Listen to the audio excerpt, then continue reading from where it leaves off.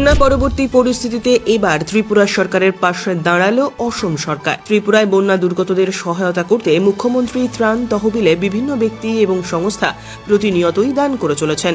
এবার বন্যা পরবর্তী পরিস্থিতিতে ত্রিপুরা সরকারের পাশে দাঁড়াতে মানবিক মুখ নিয়ে এগিয়ে এলো অসম সরকারও।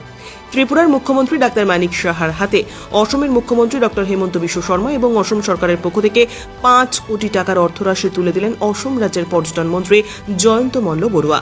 অসম সরকারের এই ধরনের সহায়তায় ত্রিপুরার মুখ্যমন্ত্রী ডাক্তার মানিক সাহা, অসমের মুখ্যমন্ত্রী ডক্টর হেমন্ত বিশ্ব শর্মা এবং অসম সরকারের আন্তরিক অভিনন্দন এবং ধন্যবাদ জানিয়েছেন।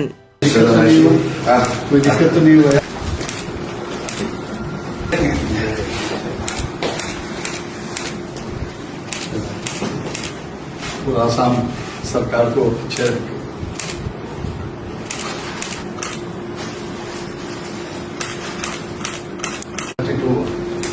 एक मिसिंग है, 2 वीडियो